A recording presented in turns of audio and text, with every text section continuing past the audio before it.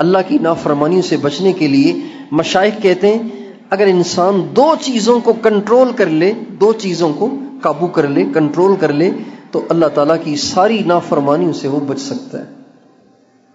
نافرمانیاں تو بہت ہیں، لیکن دو چیزوں کو اگر کنٹرول کر لے تو اللہ تعالیٰ کی ساری نافرمانیوں سے انسان بچ سکتا ہے، اور وہ دو چیزیں ایک آنکھ ہے، ایک زبان ہے۔ یہ دو چیزیں اگر انسان کی بے قابو ہیں تو اس کا دین بے اثر ہے، اس کا دین مردود ہے، اس کا دین اللہ کے ہاں غیر مقبول ہے، اس کا دین غیر مفید ہے۔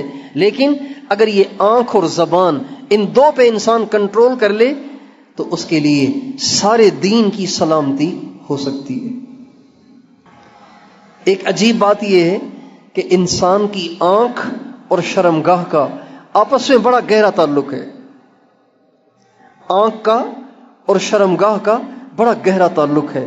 اللہ تعالیٰ نے قرآن پاک میں جہاں نگاہوں کو بچانے کا حکم دیا ہے، اس کے ساتھ ہی شرمگاہوں کی حفاظت کا حکم بھی دیا ہے۔ چنانچہ اللہ تعالیٰ فرماتے ہیں قُل لِّلْمُؤْمِنِينَ يَغُضُّوا مِنْ أَبْصَارِهِمْ وَيَحْفَظُوا فُرُوجَهُمْ ذَلِكَ أَزْكَىٰ لَهُمْ۔ اے میرے نبی، میرے بندوں سے آپ کہیں کہ اے میرے بندو، اپنی نگاہوں کو حرام سے بچاؤ اور اپنی شرمگاہوں کو محفوظ کرو۔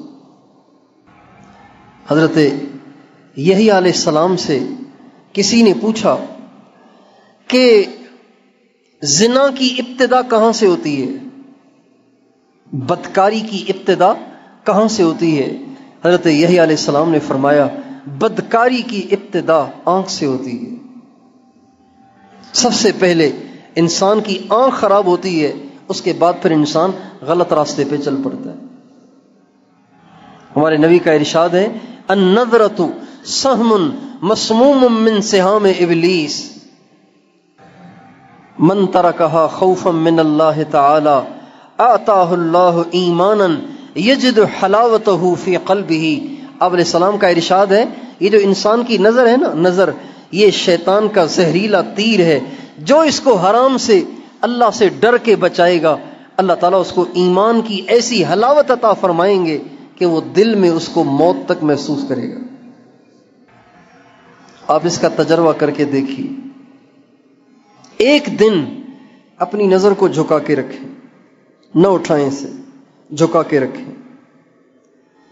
آپ اسی ایک دن کے اندر اپنی نماز میں روحانیت محسوس کریں گے، اپنی تلاوت میں لذت محسوس کریں گے، اپنے ذکر میں لذت محسوس کریں گے۔ جو لوگ یہ کہتے ہیں نماز میں دل نہیں لگتا، نماز میں وسوسے آتے ہیں، نماز میں خیالات آتے ہیں، نماز میں یاد نہیں رہتا، کتنی رکعتیں پڑھی ہیں، ذکر میں دھیان نہیں جمتا، مراقبے میں دھیان نہیں جمتا، یہ صرف نگاہ کی آوارگی کا نتیجہ ہے۔ اس لیے اپنی نگاہ کو کنٹرول کرنا، حرام سے بچانا، اپنے دین کو بچانے کے لیے ضروری ہے۔ جس کی نگاہ محفوظ ہے اس کا دین محفوظ ہوگا، جس کی نگاہ آوارہ ہے اس کا دین تباہ ہو جائے گا۔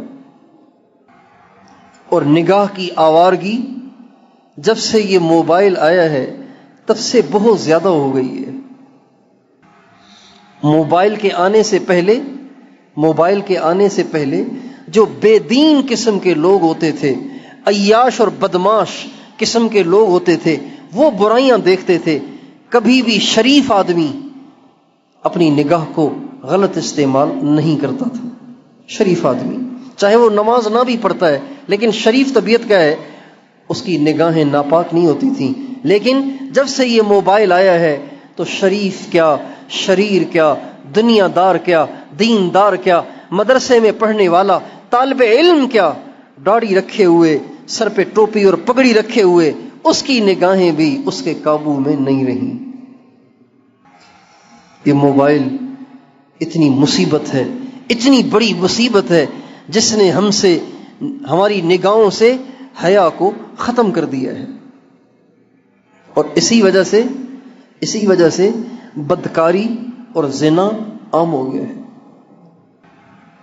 اس لیے میرے دوستو، گناہوں سے بچنے میں بنیادی چیزیں یہ دو ہیں، ایک نظر کو بچانا، ایک زبان کو بچانا.